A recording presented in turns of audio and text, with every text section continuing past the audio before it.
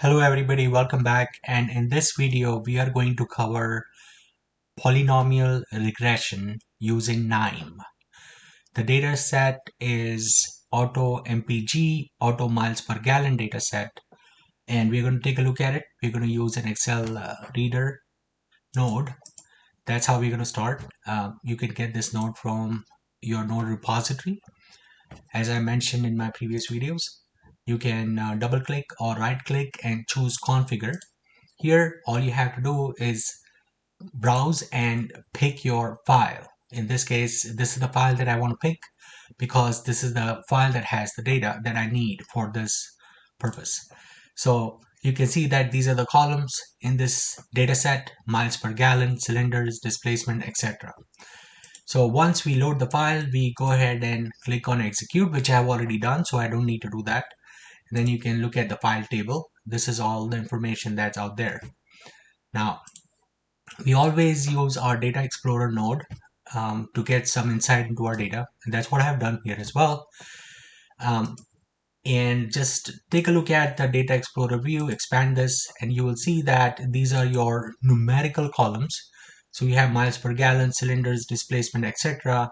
You can see the minimum, maximum, the mean, standard deviation. You can also see if there are any missing values or any zeros, etc. And then if you go to the nominal tab, you will see that there are two columns, horsepower and car name. And in this case, there are about 305 unique car names and so on and so forth, and the 94 unique values for horsepower. Okay, so this is what we got. Now, there is something that we need to pay attention here. So if you look at the filter data, and if you look at this particular column, horsepower, you will see that some of the values here are question marks. So we will need to fix this. And also, we want to change this column type from string to number. And so we're going to do that so that we can use this column and the information in this column for building our model. All right. So, and I've shown this in the previous video, but I'm going to show it again so that you can see it all in one video. We're going to use this node, which is called as string manipulation. And this is how you configure it. This is a powerful node. You can do a lot with this node, but in this particular case, we are simply using this one function. It's called replace cars and or jars, or however you say it. And then we're going to put our column name here. And what we want to do is we want to replace any cell with the value of a question mark to a null. And this is a very simple formula to do that. And we're going to create a new column and we're going to name it as horsepower underscore new. So all this is done. Go ahead and execute it. Once you execute it, you should look at the appended table and you will see that it has created a new column. It's called horsepower new. And for every question mark in your original column, it has replaced it with a null value. All right, so this is what we wanted to accomplish. Now remember that horsepower column is a string column, so we'll have to change it to a number. And so we're going to use this node string to number. And just double click on this, and I've chosen to convert this column from string to number. Everything else is simple, no need to change anything, and just click OK, execute this. And once you execute this, please look at your transformed data. So you will see that it has converted your string column into a numerical column, and you will see that these are the missing values here. Okay, these are the missing values. And so obviously we have to take care of our missing values. There are several ways you can do that. You can replace numerical missing values with mean, median, or whatever it is that makes sense based on your data, your domain. Or you can simply get rid of the rows with missing values. In this case, what I've done is I have used this node missing value to change or to replace any missing values, whether it's a double or integer, to median, and string to do nothing because I don't have any missing values in this string. So I'm going to go ahead and configure it this way and then execute it. And once I execute this And if you look at the output table, you will see that for this particular row 32, the original column had a question mark. Now it has uh, changed it to 93.5, which is the median in the new column, which is a numerical column. So this is what we wanted to accomplish.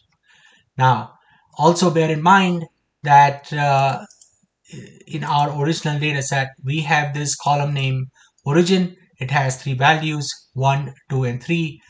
It corresponds to a country code. And so we are going to use this file, which is a CSV file. Therefore, we use a CSV reader. This file is a very simple file. It has just 3 rows. It has the origin code, 1, and the origin name.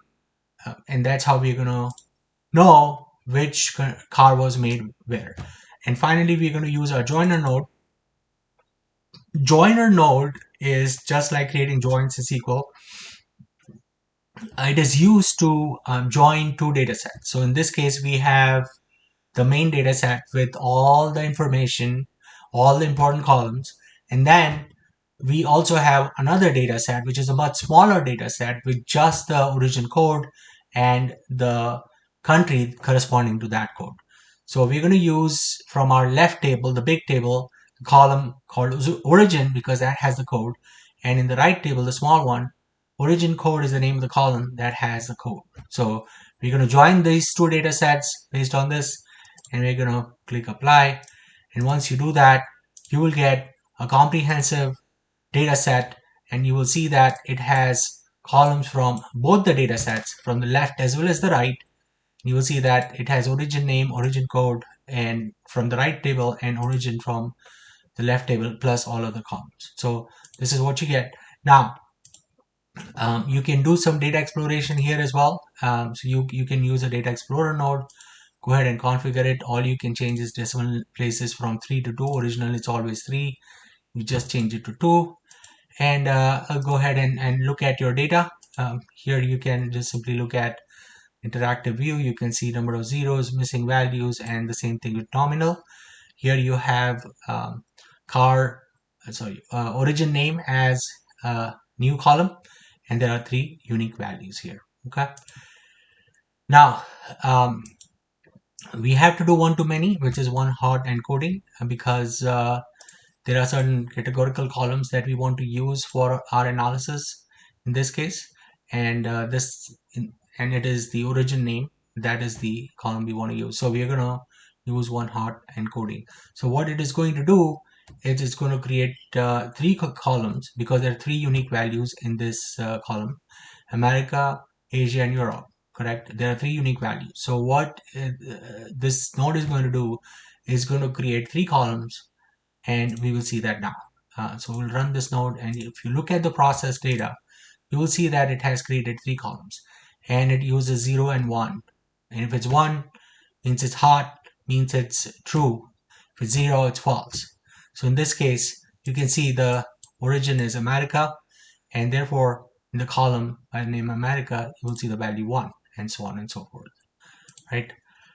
Finally, we want to filter our columns so that we want to get rid of the ones that we don't need for building our model. In this case, I have gotten rid of these columns, and I only have these ones because I know that these are going to be very useful for building my model, and this is what I want to use to build my model. And so this is what I've done here. And of course, we're going to partition our data. We use partition node to partition our data for training purposes and testing purposes. We use 70% of our data for training purposes and 30% for testing purposes. And in this case, we're going to use polynomial regression learner node. So if you double click on this, you have to select your target column, which in this case is MPG, and you can keep everything else the same. And these are your independent variables that you're going to use for building the model. So go ahead and execute this. Once you execute this, you will see that it has built a model, and you can see the coefficients and statistics and all that information over here, the p-value, the t-value, and coefficient, etc. And then finally, to take this further, we are going to use a regression predictor node, and we're going to connect the model that we have built from the learner node to the regression predictor node, and we're going to use our test data, and we are going to configure this. So here, there's not much going on. It automatically will create a column name by adding the word prediction to the original column. And so once we do that, you can look at the predicted data and you can see your predicted information as well as the real information. Last but not least, we always use a scorer node to assess how good our model is. In this case, what you have to do is you have to select your reference column, which is your miles per gallon, and the predicted column, which is prediction miles per gallon. Now, again, I adjusted R square since I have used about 7 independent variables to build this model. I have entered the number 7 here so that it can give me an adjusted R square value. So again, I execute this and this is what I get. I get an R square of 76%, adjusted R square of 75. That means it's about 75% accurate. Good model, decent model. Using polynomial regression learner, we get a better accuracy as compared to just a linear for obvious reasons.